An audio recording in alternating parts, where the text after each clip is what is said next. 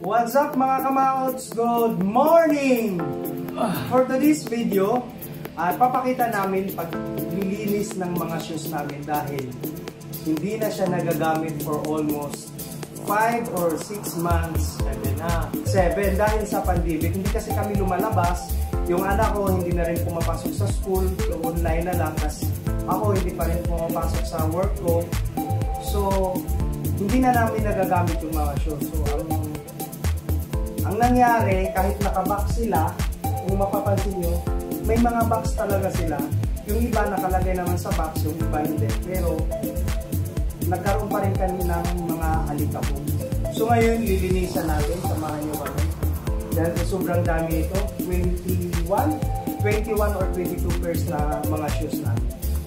So guys, samahan nyo kami. Tapos, i-review din namin yung iba. Kung ano yung alam lang namin. Kung ano yung basta meron kaming i-review. So, Bert, baka may sasabihin ka? Umaya na lang pag mag-review na tayo. Tignan natin yung magandang kapatos. So guys, samahan nyo kami. Lilinisin muna namin. Bye!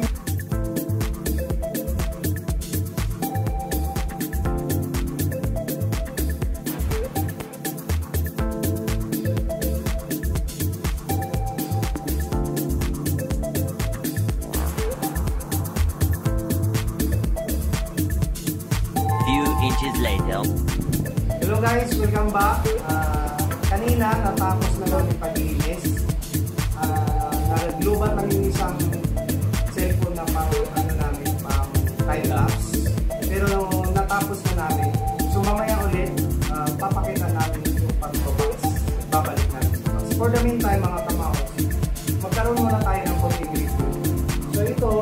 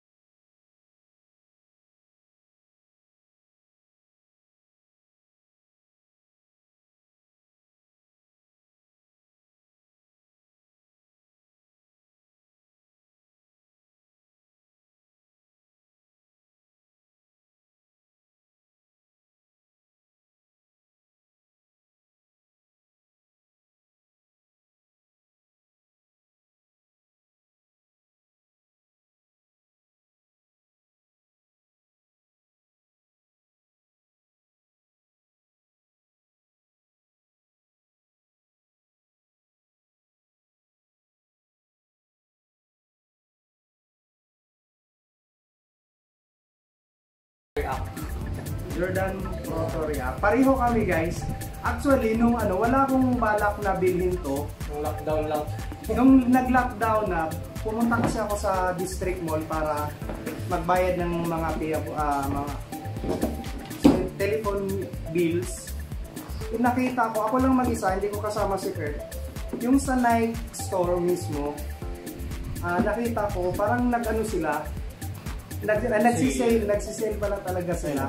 Pang-walking lang, pang-walking ko lang to eh. So naisipan kong bilhin kasi maliban sa maganda at saka discounted nga kasi 50% sale. Eh bumili ako, tig-isa na. Tig-isa kami. Actually hindi lang isa binili ko nung time na yon. Tatlo yung binili niya, isa lang yung sa akin. Tatlo. Ito yung isa. Ito yung isa. Ayan. Pang walking lang, pang outdoor. Pakikuha mo isa. Ito yung pang-jogging mo. Ito. Yan maganda guys, sobrang gaan. Yung parang ano, pakiramdam mo na parang wala kang suot na sapatos kasi sobrang gaan lang talaga. At saka ano, matibay. At saka tingnan mo yung kulay, pang millennial. Nike Air Zoom pala yan, Nike Air Zoom. Ayan, Nike Air Zoom. Ito. Ayan. Ito yung pang-jogging mo. Nike Air Zoom. Ayan.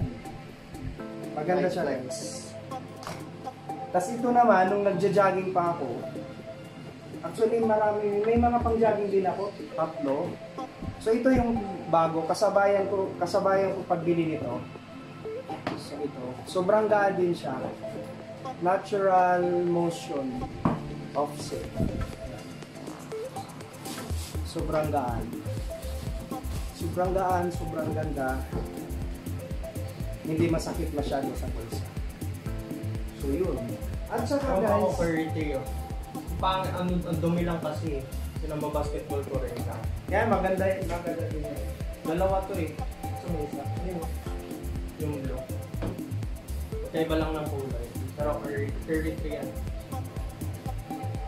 10.5 size. Tapos ito naman guys, madumi lang siya, hindi masyadong ano. Under Armour. Actually dalawa to binili ko. Yung isa kulay blue. Binili ko to last December. Pag-uwi namin dyan sa Surigao. Pag-uwi namin sa Surigao, binili ko to dalawa. Yung isa binigay ko sa kapatid ko, regalo ko. At saka sweatshirt. Ang regalo ko sa kapatid ko. So, ito, isa din sa mga favorite ko kasi magaan din.